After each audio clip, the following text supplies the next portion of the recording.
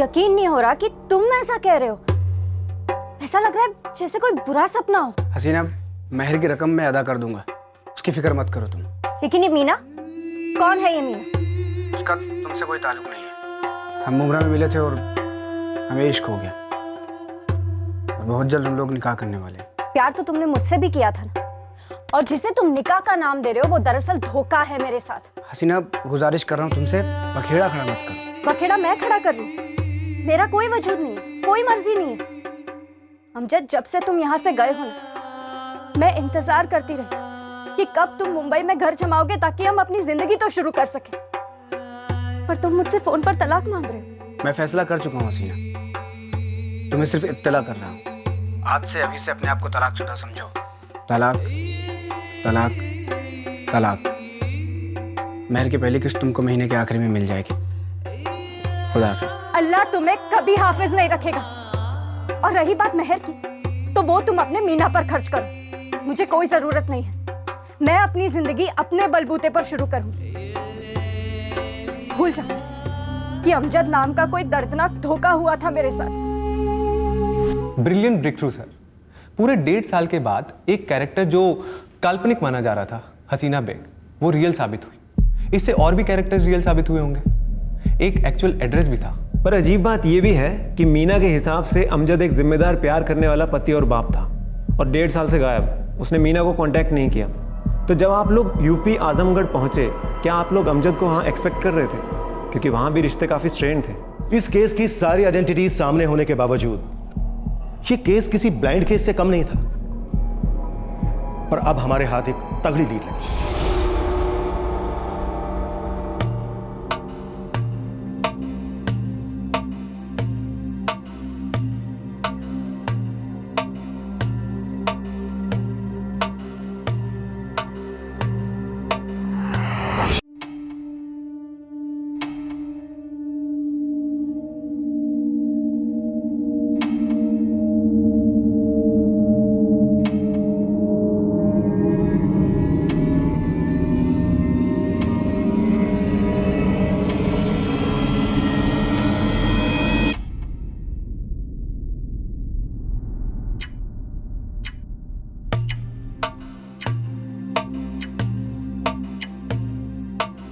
अमजद,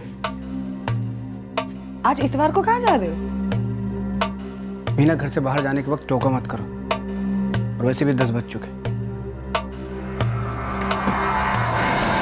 मेरा अरे लेट हो रहा है, चले नहीं तो मैं अकेले ही चले जाता हूँ। बस बस 2 मिनट मुख्तार, हो गया बस। अरे चलो अशरफ बेटा, जल्दी। आप आएंगे सोचकर अम्मी ने खास आपके वास्ते फिरनी बनाई है। अरे वाह, तो एक काम करना, डिब्बे में डालकर घर ले आना, काम से लौट कर खा लो। आज कैसा काम जी? आज तो इतवार है। अरे इतवार तो हर हफ्ते आता है, लेकिन ऐसा ऑर्डर बार बार नहीं आता। वैसे भी 2 दिन लेट हो, इस पार्टी को ना पकड़ के रखना है। अब हाँ? आज शाम को मॉल चले? जो होमवर्क करेगा वही मॉल वॉल जाएगा। पर आज कैसा काम जी? आज तो इतवार है। अरे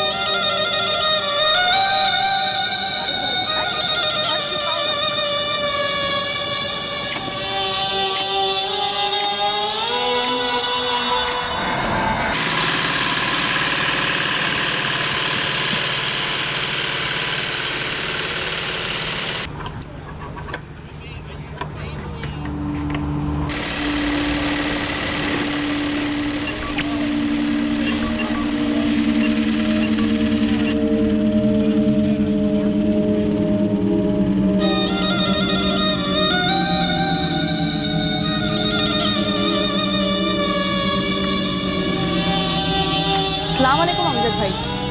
सलाम अमजद। वालेकुम अस्सलाम।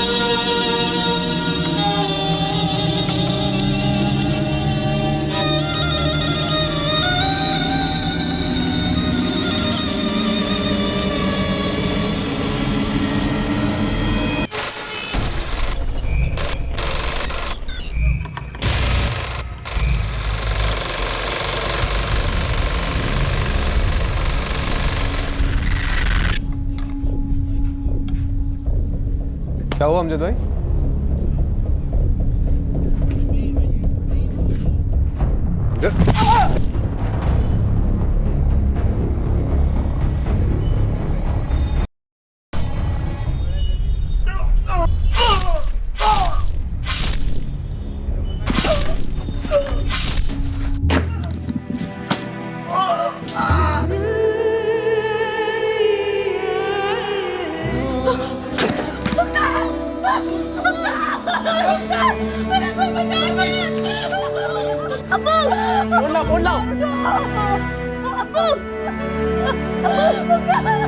सब पता नहीं, कुछ समझ में ही नहीं आया। मैं और फ़हीम हम दोनों अपना काम कर रहे थे यहाँ पर। अमजद भाई आए, सीधा दुकान के अंदर घुसे यहाँ पे, चाकू उठाया, आए और मुख्तार के पेट में घुसेड़ने लगे साहब। पता नहीं अमजद बेग और मुख्तार सिद्दीकी की पार्टनरशिप है? नहीं साहब, ये पूरी दुकान अमजद भाई की खुद की है। थोड़ा सा जगह उन्होंने मुख्तार को किराए पे दिया था, वो सिलाई का काम करता है। अमजद बेग का फ़ोन स्विच ऑफ है। किस तरफ भागा वो? घर की तरफ? हाँ, शायद घर की तरफ ही भागा था।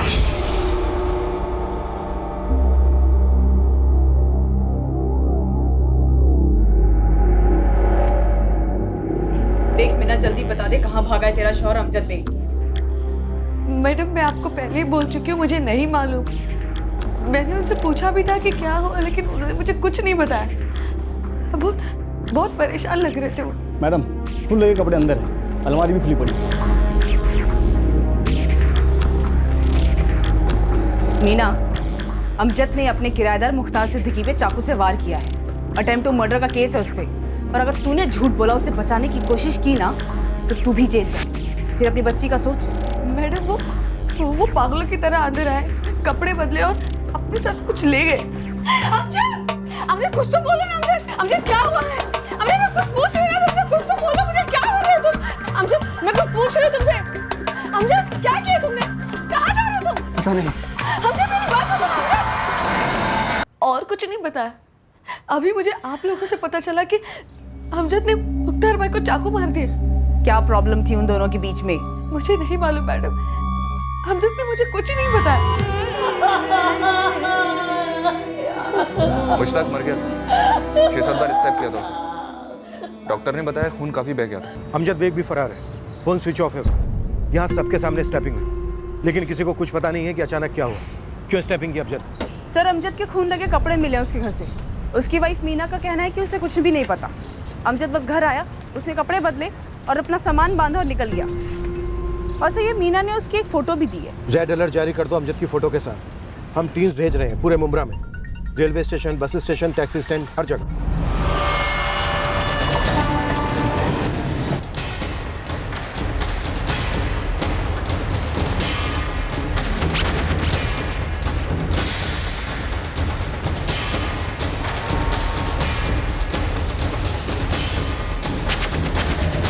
अच्छी खासी अपने बेटे को लेकर अपनी अम्मी के यहाँ जा रही थी मोमिनवाड़ी।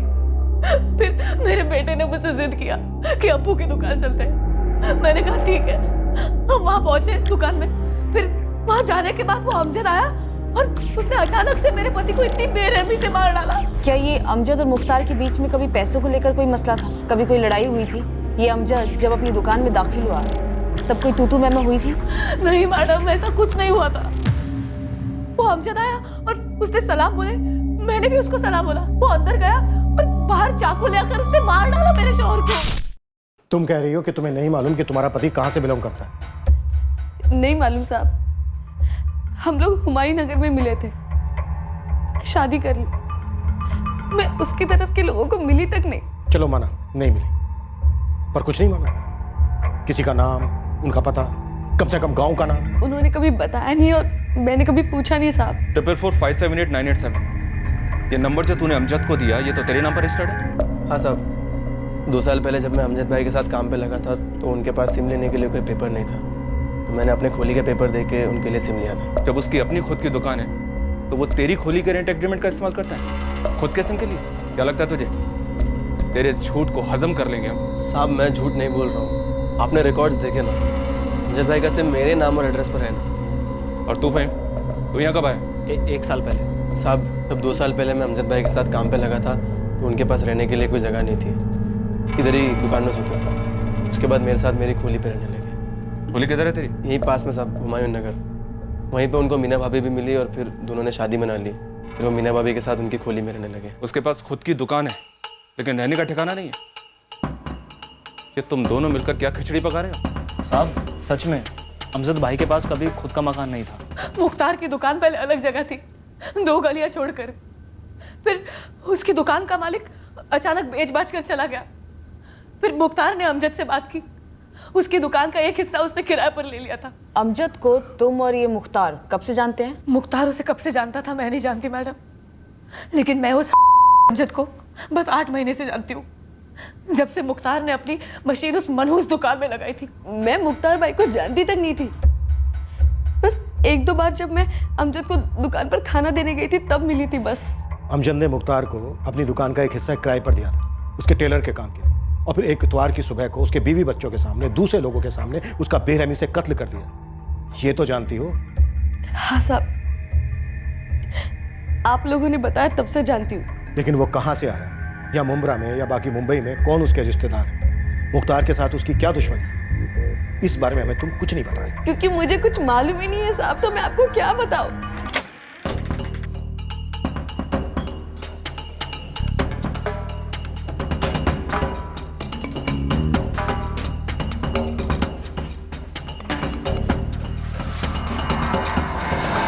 अमजद भाई के रिश्तेदार?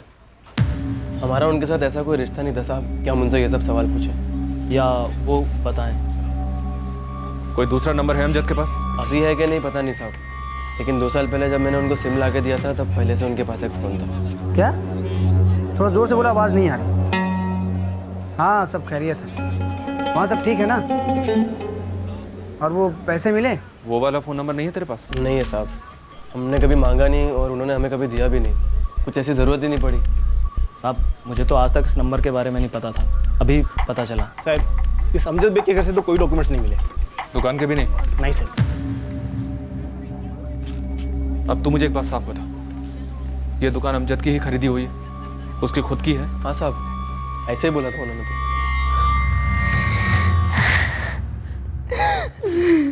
कहाँ है?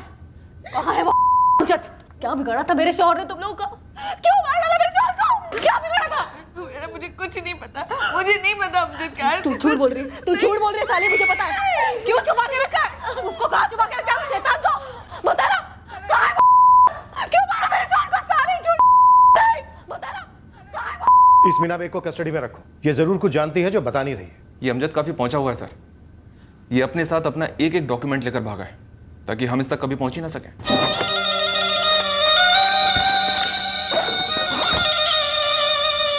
ये अटैक लगता तो है अचानक हुआ है, लेकिन अचानक कुछ नहीं हुआ है।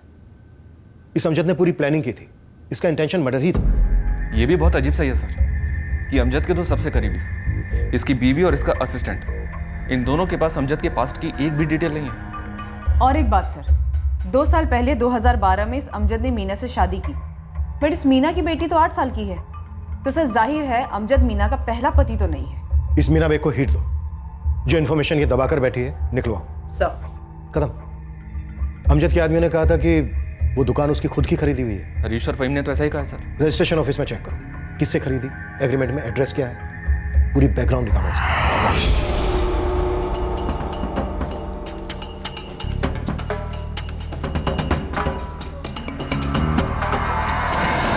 कदम साहब कुछ तो लोचा है यहाँ। वो तो है, अब आप कोई गुड न्यूज़ दो हमें। और साहब मुझे जो न्यूज़ मिले उससे मैं खुद हिल गया हूँ। दुकान किसी और के नाम पर है क्या? किसी के नाम पर नहीं है दुकान, पूरा कंस्ट्रक्शन गैर कानूनी है। मैंने सारे कागजात खंगाले और उस दुकान पर भी जाकर आया, उस दुकान का रजिस्ट्रेशन तो हुआ ही नहीं है।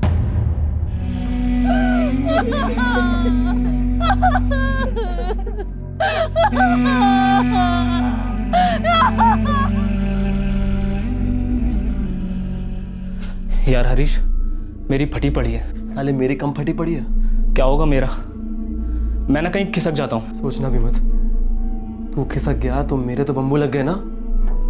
चुपचाप इधर ही रहे, समझा? मीना, तेरा शौहर अमजद इलेक्ट्रिशियन है ना? हाँ। शुक्र है, कुछ तो जानती है। मैं बस इतना जानती हूँ कि अमजद का कोई परिवार है, बाकी मुझे कुछ नहीं मालूम। ना मैं कभी उनसे मिली, ना कभी कोई बात हुई। मतलब एक दिन अचानक से आसमान फटा और ये अमजद आके तेरी गोदी में गिर गया? कुछ ऐसा ही समझ लो मैडम। मैं रिया की कसम खाती हूँ, मुझे कुछ नहीं मालूम। ये रिया तेरे पहले पति से है?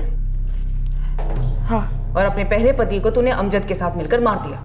नहीं, ऐसा नहीं है। जब मैं अमजद को पहली बार मिली तब मेरा पहला शौहर बहुत बीमार रहता था।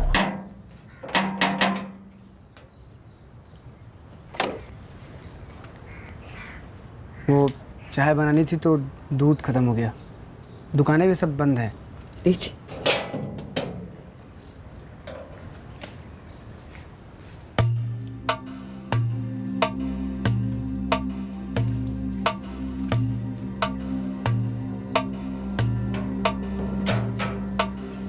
कल रात को भी ये आपके चीखने की आवाज़ें आ रही थी।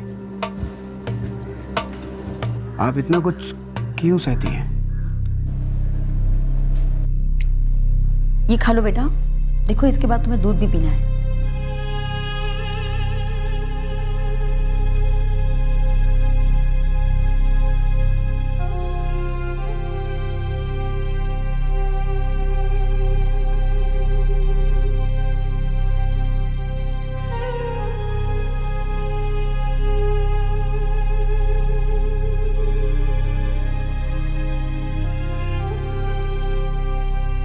शराब पे इल्ज़ाम लगा के कोई फ़ायदा नहीं है मीना।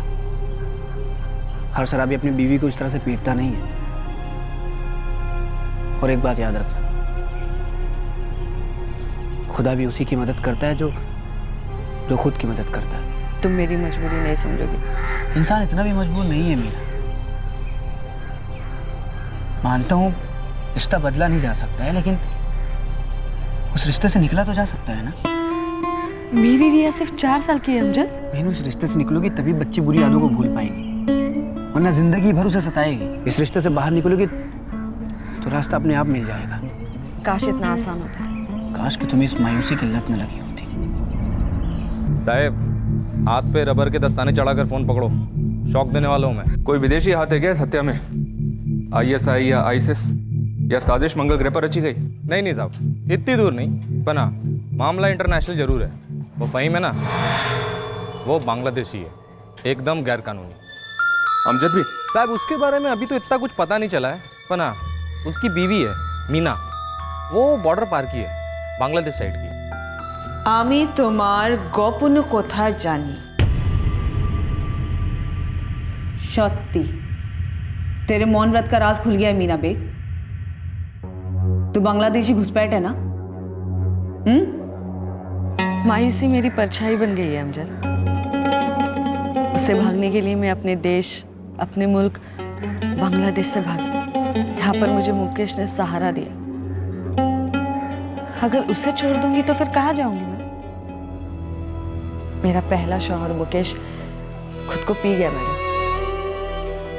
मैं जितना उसको पीने के लिए रोकती थी वो उतना ही मुझे मारता था। और फिर एक दिन उसके लीवर ने जवाब दे दिया और वो चल बसा।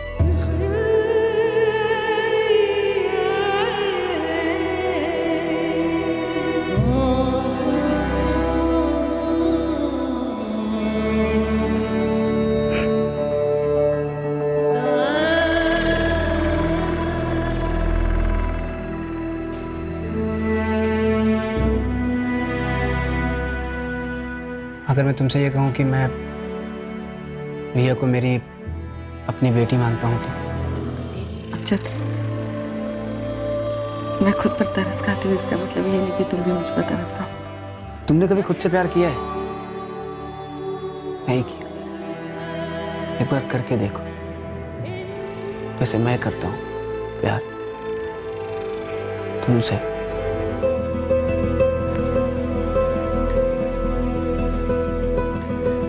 मीना, आज का दिन हमारी बाकी की जिंदगी का पहला दिन है। हम शादी जब भी करें पर सालगिरह आज के दिन ही बनाएंगे, ठीक है? मीना, अमजद भी तेरी तरफ बांग्लादेशी है ना? नहीं, मतलब मुझे पता नहीं, मैंने कभी उसे पूछा नहीं। देख मीना, हम जानते हैं कि तू और अमजद मिले हुए हैं और तुम दोनों बांग्लादेशी हो और तुमने मिलकर मुख्तार के मर्डर का प्लान बनाया और सारी दुनिया को ऐसे दिखाया कि ये सब कुछ अचानक से हुआ है, बल्कि ये प्लान तुमने पहले से ही बना के रखा था। तो फिलहाल ये बता कि मुख्तार से ऐसी भी क्या दुश्मनी थी कि तुम दोनों ने उसे मार दिया? नहीं मैडम, मैंने अपनी बच्ची रिया की कसम खाई है और मैं फिर से कसम खाती हूँ, मुझे कुछ नहीं मालूम। मैं सच कह रही हूँ, मुझे कुछ नहीं पता। एक से एक बड़ा झोल है सर। अमजद का पहला नंबर ट्रेस नहीं हो रहा है, उसकी दुकान गैरकानूनी है, उसका असिस्टेंट फहीम गैरकानूनी विदेशी है, बांग्लादेशी। और उसकी पत्नी मीना भी वहीं की है। मीना अमजद को 2 साल पहले मिली, उनकी शादी हुई, लेकिन अमजद की तब दुकान सब सेट थी, तो जाहिर सी बात है अमजद यहाँ मुमरा में उसके पहले से रह रहा होगा। उसकी दुश्मनी भी मुख्तार के साथ तब की होगी, या अभी उससे भी पहले की। ये मुख्तार भी बांग्लादेशी हो सकता है सर? और हो सकता है दुश्मनी भी वहीं की हो, पुरानी, कि अमजद वहाँ से यहाँ मर्डर करने के इरादे से आया हो, इतने साल इंतजार किया हो। कदम, इस मुख्तार की हिस्ट्री निकालो। मुख्तार बांग्लादेश से? मैडम आप पागल हो गए लो क्या? हुमेरा, क्या तुम और मुख्तार, तुम दोनों भी बांग्लादेश से हो?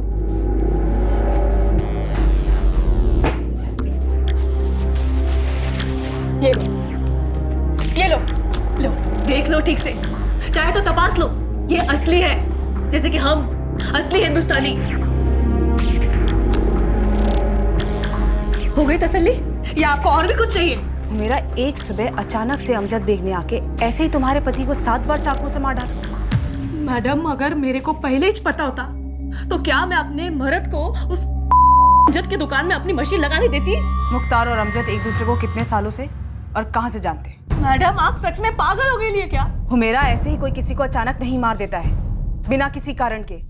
जरूर मुख्तार और अमजद के बीच में कुछ हुआ होगा, और ऐसा हुआ होगा जो मुख्तार ने तुम्हें नहीं बताया होगा। अब ये सवाल ना आप मुख्तार से कर सकती है और ना मैं। तुम्हें सच में कुछ नहीं पता? मैडम अगर मेरे को रत्ती भर का भी शक होता ना कि उस अमजद के दिमाग में क्या शैतानी तूफान मच रही है, तो मैं उसको लपक कर रोक लेती। सब कुछ इतने जल्दी इतने अचानक हो गया, कुछ समझ में ही नहीं आया, मैं वहीं के वहीं खड़ी रह गई। साहब, फ़हीम का मेरे को पहले से मालूम था, उसने बताया था कि वो बांग्लादेश से। लेकिन साहब मैं कभी कोई गलत काम नहीं किया। और अमजद भाई का पता नहीं साहब कि वो किधर से। अमजद को तूने 2012 में ज्वाइन किया था, उसकी रिपेयरिंग की दुकान तो उससे पहले की रही होगी ना? हाँ साहब, लेकिन कभी पूछा नहीं, पूछने का कारण नहीं था। साले पिछले 2 साल से वो तेरे नाम का सिम इस्तेमाल कर रहा था, तेरे साथ खोली शेयर की उसने, तेरे मोहल्ले की औरत को अपनी पत्नी बनाया उसने, उसकी पहली शादी से बच्ची को अपनी बेटी माना, और तुम लोगों में से कोई नहीं जानता था कि वो कहाँ का रहने वाला है। और तू फ़हीम, तेरी नैया तो अब किनारे लगने से रही। अब अगर तुझे आज के आज डिपोर्ट नहीं होना है ना, तो मुझे साफ साफ बता, क्या ये अमजद भी बांग्लादेशी है? क्या वो अपना खूनी चेहरा छिपाने के लिए बांग्लादेश वापस लौट गया? नहीं पता साहब।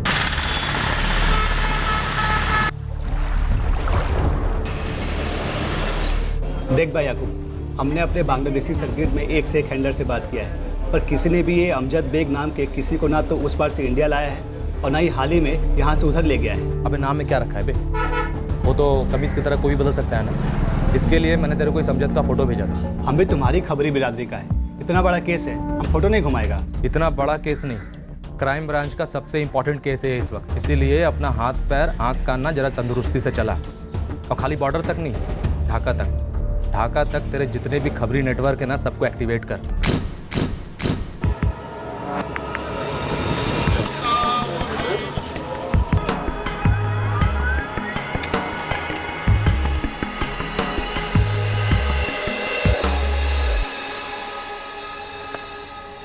सब मोहल्ले में तो खामोशियां भी चीखती हैं। यकीनन किसी ने इस अमजद बेग और मुख्तार परिवार के बारे में कुछ नहीं सुना। आरती, मायूसी की मूर्ति मीना 1 नंबर की एक्टर लगती है मुझे। पता चले कि इसका मुख्तार के साथ कोई चक्कर था और इस वजह से अमजद का फ्यूज उड़ गया। सब मुख्तार की वीडियो हुमेरा भी कम ड्रामा क्वीन नहीं है, काफी चीख चिल्ला रही है, अमजद को गालियां दे रही है। सब पता चले इसका और अमजद का ही कोई चक्कर चल रहा हो और एक अरसे बाद दोनों का बचने का प्लान हो।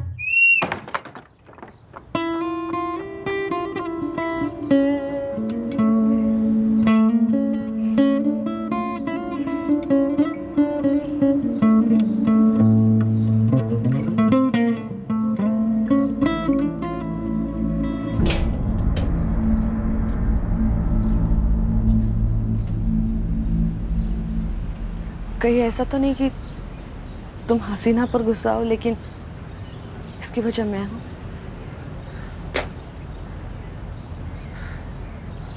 बोझ बन गई हूं मैं, तुम्हारे रास्ते का कांटा बन गई हूं।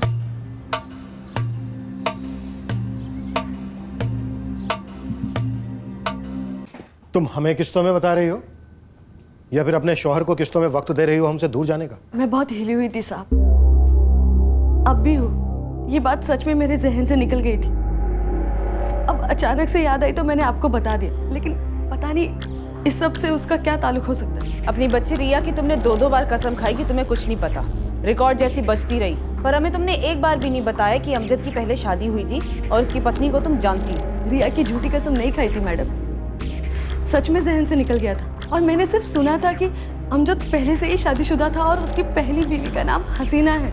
हसीना? अमजद, यकीन नहीं हो रहा कि तुम ऐसा कह रहे हो। ऐसा लग रहा है जैसे कोई बुरा सपना हो। हसीना, महर की रकम मैं अदा कर दूंगा, उसकी फिक्र मत करो तुम। लेकिन ये मीना, कौन है ये मीना? उसका तुमसे कोई ताल्लुक नहीं है। हम मुमरा में मिले थे और हमें इश्क हो गया और बहुत जल्द हम लोग निकाह करने वाले हैं। प्यार तो तुमने मुझसे भी किया था ना, और जिसे तुम निकाह का नाम दे रहे हो वो दरअसल धोखा है मेरे साथ। हसीना, गुजारिश कर रहा हूँ तुमसे, बखेड़ा खड़ा मत करो। बखेड़ा मैं खड़ा कर लूं? मेरा कोई वजूद नहीं है, कोई मर्जी नहीं है। अमजद, जब से तुम यहाँ से गए हो ना, मैं इंतजार करती रही कि कब तुम मुंबई में घर जमाओगे ताकि हम अपनी जिंदगी तो शुरू कर सके। पर तुम मुझसे फोन पर तलाक मांग रहे हो। मैं फैसला कर चुका हूँ हसीना, तुम्हें सिर्फ इत्तला कर रहा हूँ। आज से अभी से अपने आप को तलाकशुदा समझो। तलाक, तलाक, तलाक। महर की पहली किस्त तुमको महीने के आखिर में मिल जाएगी। खुदा हाफिज। अल्लाह तुम्हें कभी हाफिज नहीं रखेगा। और रही बात महर की, तो वो तुम अपने मीना पर खर्च करो, मुझे कोई जरूरत नहीं है। मैं अपनी जिंदगी अपने बलबूते पर शुरू करूंगी। भूल जाऊंगी कि अमजद नाम का कोई दर्दनाक धोखा हुआ था मेरे साथ। क्या हुआ? क्या कहा उसने? मीना, मैंने हसीना को तलाक दे दी और उसने जो कहा वो तुम्हारे कानों के लिए नहीं है। अब हमें कोई जुदा नहीं कर सकता। तारीख तय कर लेते हैं और निकाह कर लेते हैं। सर, अमजद के इस नंबर के पिछले 1 साल के सारे नंबर्स एक एक करके खंगाले, लेकिन किसी हसीना का नाम नहीं मिला। ये सच में एक हसीना थी या फिर तुम्हारे दिमाग की उपज है? मीना बेग, बस अब और खेल नहीं हमारे साथ। मीना, हम अच्छे अच्छे हसीना के ना पसीने निकालते हैं जेल के अंदर, और मैंने पहले ही कहा था, आजमा मत हमें। मैडम, मैं सच बोल रही हूँ। मुझे सिर्फ इतना पता था कि अमजद की पहली बीवी का नाम हसीना है और हसीना ने पिछले साल फिर से शादी कर ली और जुनैद से शादी कर ली। कौन जुनैद? अमजद का छोटा भाई। अब्बू, क्या बात कर रहे हैं आप? कैसे हो गया ये सब? हमारे बेटों की जिंदगियों में क्या कब कैसे होता है हमें थोड़ी ना पता चलता है अमजद। अब्बू, ये वक्त मुझे ताना मारने का नहीं है, बताइए मुझे कैसे हुआ ये सब? तुमने अचानक से उसे तलाक दे दिया, वो अपने घर मायके चली गई हमेशा के लिए, और हमारे पास दिखाने के लिए ना ही मुंह रहा और ना ही कहने के लिए कुछ जुबान। आज साहबजादे जुनैद आए और कहने लगे कि अब्बू, हमने हसीना से निकाह कर लिया है।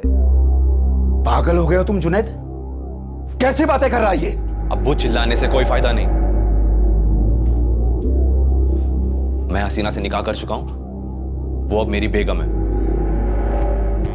अब अगर आप लोगों को एतराज ना हो तो क्या मैं उसे घर ले आ सकता हूं? अरे तुम्हारे बड़े भाई की छोड़ी हुई औरत है वो। तो अब्बू, अमजद भाईजान ने उसे तलाक दे दिया था, मैंने उसका हाथ मांग लिया और उसने हाँ कर दी। और वैसे भी वो अमजद भाईजान की जागीर तो है नहीं ना।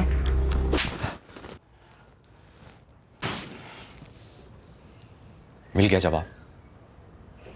अब तो अलग से घर बसेगा। जुनैद ने बहुत गलत किया अब्बू। बेटा, अब जो कर लिया सो कर लिया, घर छोड़कर चला भी गया है। कहीं ऐसा तो नहीं कि वाकई में तुमने मुझ पर तरस खाकर मुझसे निकाह किया और तुम्हारे दिल में अभी हसीना है? मेरे दिल में सिर्फ और सिर्फ तुम हो। मुझे फिक्र हो रही है मेरे भाई जुनैद की। पता है तुम्हें, मैं कॉलेज नहीं गया ताकि वो पढ़े, कुछ बने और हमारे माँ बाप का सहारा बने। लेकिन उस हसीना ने मुझसे बदला लेने के लिए मेरे जुनैद पे जादू टोना करवा दिया और उसे अपने वश में कर लिया। उसने बर्बाद कर दिया उसने हम सबको।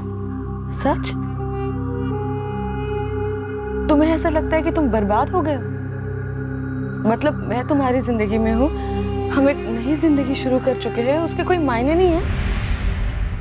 ये सब 1 साल पहले हुआ? जी। कुछ दिन पहले तक तुम अपनी बच्ची की कस्में खा रही थी कि तुम्हें अमजद के अतीत के बारे में कुछ नहीं मालूम। फिर नाटक से धीरे धीरे पर्दा उठता है, हसीना का किरदार आता है, उसके बाद अमजद के अब्बू की एंट्री होती है और फिर हीरो का छोटा भाई जुनैद। और कितने किरदार आने बाकी हैं? लेखक कौन है इस नाटक का? डायरेक्टर कौन है? मुझे लगता है दोनों, हसीना और जुनैद। मीना मेमसा भी होंगे, क्योंकि अमजद के फोन रिकॉर्ड्स में ना तो किसी हसीना से बात दिखती है और ना ही किसी जुनैद से। साहब, मैं सच बोल रही हूँ। जुनैद हमेशा अपने घर वालों से दूसरे फोन से बात करता था। वही दूसरा फोन ना जिसका नंबर किसी के पास नहीं है। तो मीना मेमसा, इस कहानी की अगली किस्त आप कब देने वाली हो? अगले एपिसोड में क्या देखेंगे हम? मैंने इन लोगों के बारे में सिर्फ अमजद के मुंह से सुना था, जो मैंने आपको बता दिया है। मैं इन लोगों से मिली भी नहीं हूँ। मैंने इन लोगों का सच आपको इसलिए बताया ताकि आप लोग अमजद को ढूंढ सके। ढूंढा उसे जाता है जो खो जाता है, जिसे गुमशुदा कहते हैं। तुम्हारा शौहर मुजरिम है, खूनी है, वो खोया नहीं है, फरार है। मुझे अब भी यकीन नहीं हो रहा है कि अमजद ऐसा कुछ कर सकता। मैं कह रही हूँ ना आपसे, जरूर कोई और बात है। कहानी में एक और नया ट्विस्ट। अब क्या ट्विस्ट सोचा है तुमने? अमजद का हमशक्ल? सब ये अमजद वो अमजद नहीं है। फरजाना, राखी, मैडम मेरी बात तो सुनिए। मैडम मेरी बात तो सुनिए। अमजद को कुछ तो हुआ है। 2 साल पहले निकाह के बाद हम लोग दुनिया के सबसे खुश लोग थे। मेरी बेटी रिया को पहली बार एक सच्चे बाप का प्यार मिला था। अमजद दिन रात मेहनत करता था साहब, कभी ऊंची आवाज में बात तक नहीं की उसने। बस प्यार, ढेर सारा प्यार, कोई बुरी आदत नहीं थी उसमें। लेकिन 6 महीने पहले अचानक से कुछ हो गया। उसका सारा काम बिगड़ने लगा, उसके मिजाज बिगड़ने लगे। मुझे कुछ समझ में ही नहीं आ रहा था। सब हाथ जोड़ती अमजद को ढूंढ लगी। मैं खुद जानना चाहती हूँ कि उसने ऐसा क्यों किया। मैं कह रही हूँ ना आपसे, ये अमजद वो अमजद नहीं है। ये अमजद वो अमजद नहीं है। एक और गोगली। इस मीना के पीछे टीम तो लगा दी सर, लेकिन अभी तक कुछ हाथ नहीं लगा है। बस एक उपन्यास सामने आया है जिसमें फैमिली ड्रामा भी है, थ्रिलर भी है और सस्पेंस भी है। मीना ने जो कुछ भी कहा, माना वो झूठ हो सकता है, पर सर उसने ये भी कहा कि इस अमजद का पिछले 6 महीने से काम अच्छा नहीं चल रहा था। पूरा डाउन है साहब। पहले कितना काम आता था, लेकिन पिछले 6 महीने से एकदम ही ठंडा पड़ा है। कोई खास वजह? अमजद भाई खुद एक से एक तगड़ी पार्टी को, पुराने ग्राहकों को काम के लिए मना करने लगे। नए ग्राहकों को तो दुकान पर खड़ा तक नहीं होने देते थे। एक मिनट मोहित भाई रुको।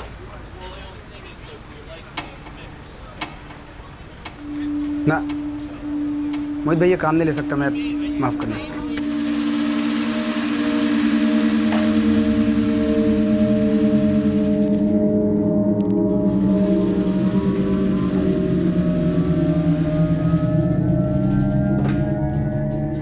भाई ये सीडी प्लेयर चल नहीं रहा है, जरा चेक करो, खोल के देखना पड़ेगा।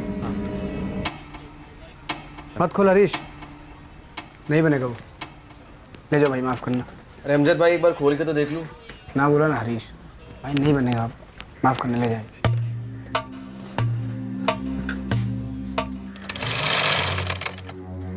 अमजद भाई ये क्या हो रहा है? हाँ, सुबह से 3 बड़े बड़े ऑर्डर आए, आपने तीनों को वापस भेज दिया। वो घाटे का था, खतरा उसमें। अमजद भाई कैसे? दुकान का मालिक तू है कि मैं? आप ही हो। ए मुख्तार, हाँ, अरे ये क्या तरीका है काम करने का? पूरा कचरा फैला रखा है दुकान के बाहर। अमजद भाई, अब तुम हमें टेलरगिरी सिखाओगे? शाम होने तक तो एक भी धागा मिलता है यहाँ। अरे लेकिन शाम तक तो कचरा दुकान के बाहर पड़ा रहता है ना, उसी से मनुष्यत फैलती है। अरे अमजद भाई, काम के टाइम पे मजाक मत करो। अच्छा मुझे एक बात बताओ, ऐसी कौन सी दर्जी की दुकान है जिसकी जमीन पर कपड़ों के टुकड़े नहीं मिलते? और ऐसी कौन सी इलेक्ट्रिशियन की दुकान है जिसकी दुकान पर वो वायर के टुकड़े नहीं मिलते? मेरी दुकान में एक वायर का टुकड़ा नहीं मिलेगा तुझे, एक कचरा नहीं मिलेगा। पता है क्यों?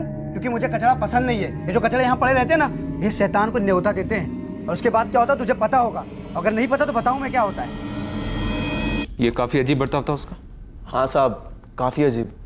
लेकिन कभी समझ ही नहीं आता कि अमजद भाई काहे को ऐसा पेश आ रहे थे। सर, आधार कार्ड ऑफिस से भी जवाब आ गया। इस अमजद बेग के नाम से कभी कोई कार्ड नहीं बना। कैसे बनता? जो आदमी अपनी सारी इन्फॉर्मेशन खुफिया रखना चाहता हो वो भला आधार कार्ड क्यों बनवाएगा? लेकिन उसने दुकान खरीदी सर, मतलब उसके पास पैसे थे। अब गैर कानूनी ही सही, दुकान का साइज देखिए, कुछ लाखों में ही खरीदी होगी सर। अमजद बेग है क्या?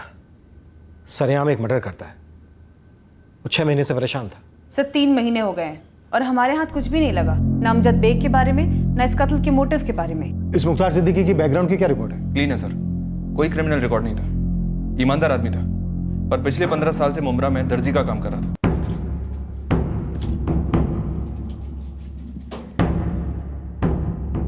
मीना बेग पर हमारी सर्विलेंस काफी समय तक चलती रही। हुमेरा सिद्दीकी भी हमारे शक के रडार पर थी। हमारी मॉनिटरिंग नॉन स्टॉप चलती रही। दूसरे केसेस अब प्रायोरिटी जोन में आ गए थे, लेकिन अमजद बेग केस पर काम बिना रुके चलता रहा। पर वक्त के साथ अमजद बेग का केस धीरे धीरे बैक बर्नर पर चला गया।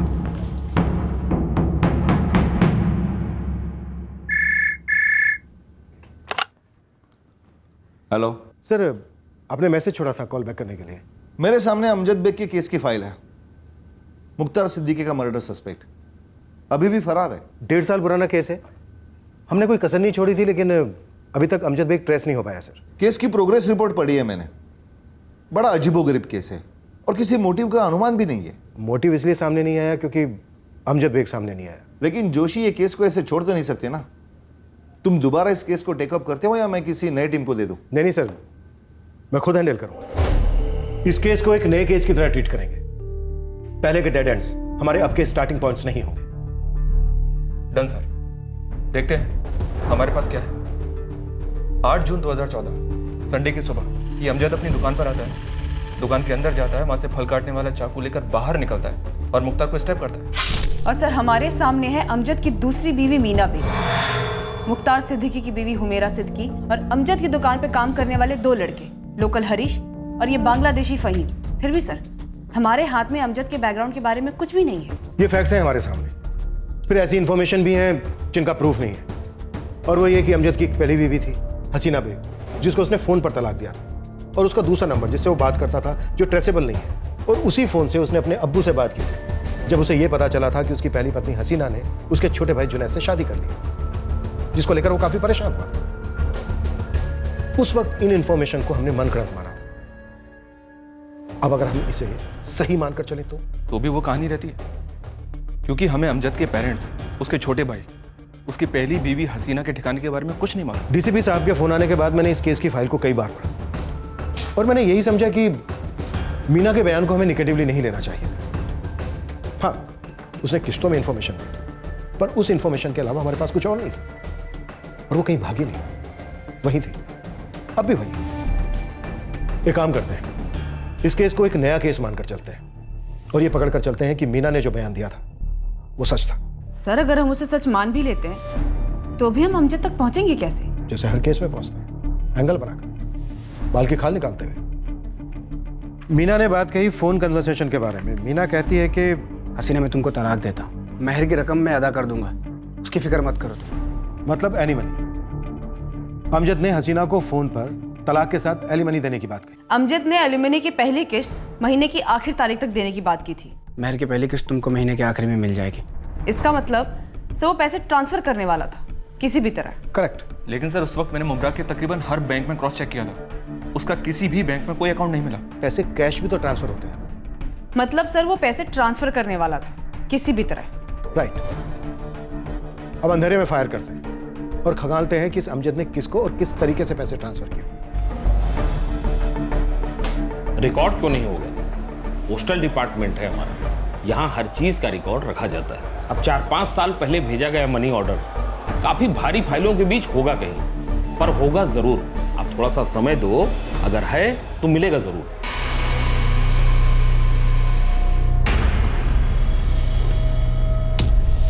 काफी छोटे रकम को ट्रांसफर करने वाले भी लोग होते हैं।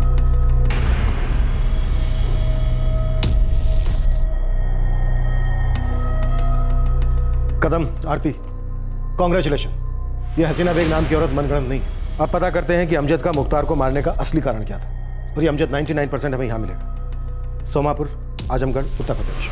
Brilliant breakthrough sir. पूरे 1.5 साल के बाद एक कैरेक्टर जो काल्पनिक माना जा रहा था, हसीना बेग, वो रियल साबित हुई। इससे और भी कैरेक्टर्स रियल साबित हुए होंगे। एक एक्चुअल एड्रेस भी था। पर अजीब बात यह भी है कि मीना के हिसाब से अमजद एक जिम्मेदार प्यार करने वाला पति और बाप था, और 1.5 साल से गायब। उसने मीना को कांटेक्ट नहीं किया। तो जब आप लोग यूपी आजमगढ़ पहुंचे, क्या आप लोग अमजद को वहां एक्सपेक्ट कर रहे थे?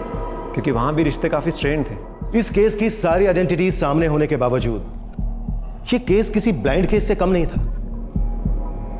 पर अब हमारे हाथ एक तगड़ी लीड लगी। हम पहुंचे यूपी आजमगढ़। हमें नहीं मालूम था कि सोमापुर गांव से हमें क्या मिलने वाला था, कौन मिलने वाला था, लेकिन हाँ, हम ये तय कर गए थे कि अमजद बेग को साथ लेकर लौटेंगे। और रही बात मोटिव की, तो मोटिव ना जर, ना जोरू, ना जमीन। मोटिव था घड़ी। घड़ी की सुइयां, दिन का, रात का वक्त, जिसकी सनक थी अमजद को। हमें लगा हम इस केस को क्लोज करने के काफी करीब पहुंच गए हैं, पर घड़ी की सुइयों की अपनी मर्जी थी, वक्त का अपना तकाजा था।